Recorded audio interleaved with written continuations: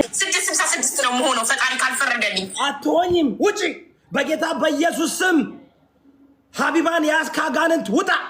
የ666 መንፈስ ውጣ በጌታ በኢየሱስ ስም።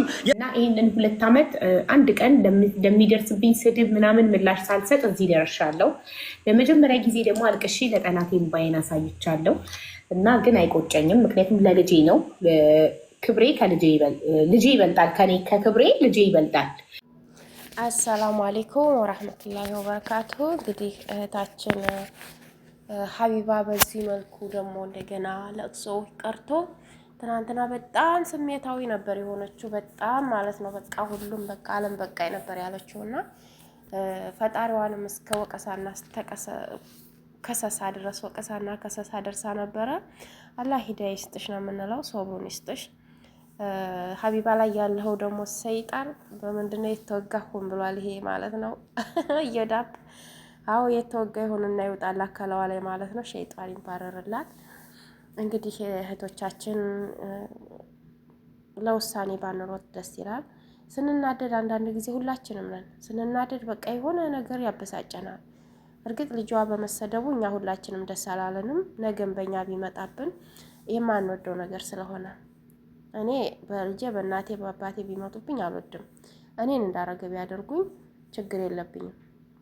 ስለዚህ እናትየዋ እያለች ልጁ መሰደቡ ይሄ ደግሞ ያለበትን እንከን አውጥቶ መናገር ጥሩ አይደለም። ይሰማታል።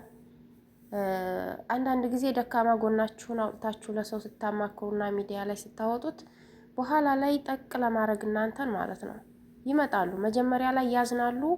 በኋላ ላይ የሆነ ችግር ሲገኝባችሁ ደግሞ እናንተን ለማስቀየም በቃ በዚህ ነገር ጠቅ እናርጋት የሚል ነገር አለ አይደለ? ልክ እንደ ባብ ሆነው መተው ጠቅ የሚያደርጓችሁ ነገር አለ። በማንኛውም ሰው ላይ ነው፣ በሀቢባ ላይ ብቻ ሳይሆን በማንኛውም ሰው ላይ ችግር ካለባችሁ ያችን ደካማ ጎናችሁን ሰርስረው ጠቅ ማድረግ ይፈልጋሉ። ታማችሁ ረድተዋችሁ ከሆነ ችግር ደርሰውባችሁ ከዛ ከችግር አውጥተዋችሁ ከሆነ በሽተኛ ከሆናችሁ ብቻ የጎደለባችሁ ነገር ይኖር ያችን ነገር በቃ ለመንካት የኛ ሰው ሰርስሮ ነው ማለት ነው እንትን የሚለውና ለዛ ነው መደበቅ ያስፈልጋል የሆነ ነገርን። እሷ ደግሞ ያልደበቀችው የልጇን በሽታ ለምንድን ነው? ልጇን ብዙ መስዋዕትነት ከፍላበታለች። ስራዋን ትታ ልጇ ይበልጦ በጣም ነው ልጇ የሚበልጥባትና ስራዋን ትታ የልጇ ጤንነት አሳስቧት ሐኪም ቤት ሆና ከዚያም ቤቷ ወስዳ 24 ሰዓት ሙሉ እየለፈለፍኩ ነው ብላለች።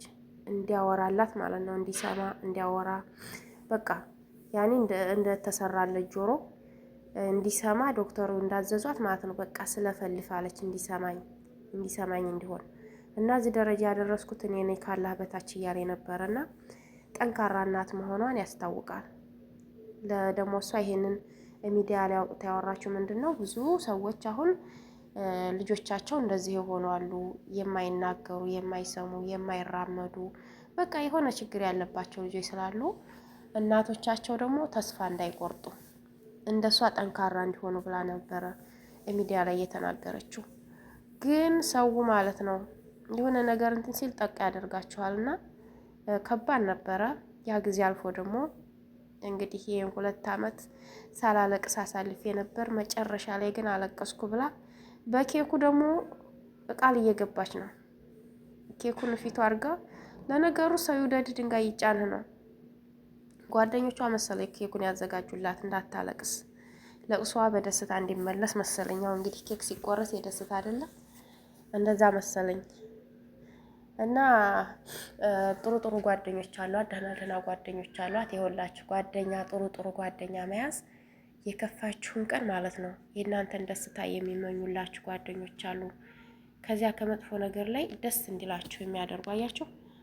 እና እነ ማማር እነ ሪም እነ አዶት እነ መሲ እነማ ያልተሰበሰባለ ከመሲ ጋር ራሱ ተጣልተዋል ሲባል ነበረ። ግን ትናንትና ነበረች መሲ በከባድ ጊዜ ላይ ነበረች ሀቢባ ማለት ነውና እንግዲህ አንድ ነገር ግን ስተት ያየሁባት ነገር እነዛን ሰዎች ፈጣሪ እነዛ ሰዎች ላይ የተሳደቡት ሰዎች ላይ የሆነ ነገር ካላሳየኸኝ እንዴ አሳየኝ ነው እንጂ አሳየኝ የበለጥ እንዳመልክህ አይባልም።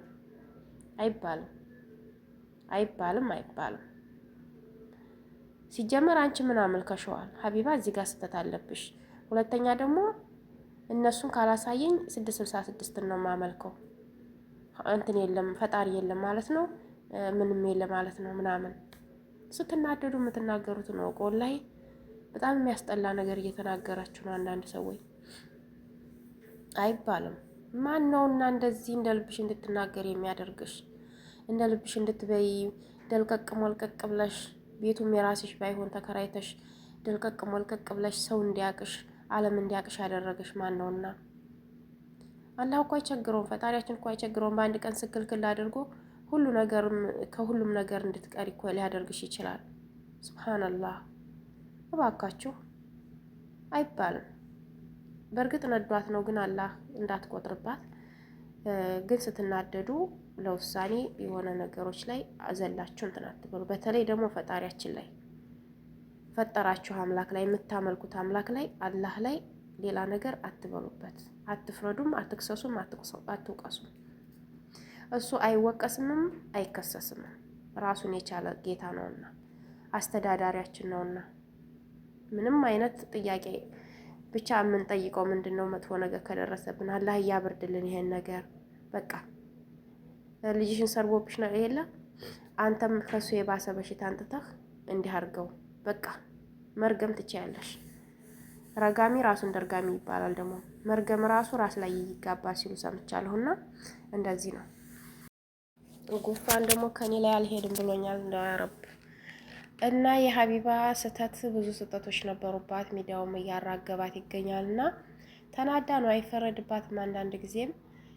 እና የትኛውን አምላክሽን ስታመልኪው ነው? እኔ ራሱ በረመዳን ጊዜ ብዙ ነገር ታዝቢያታለሁ።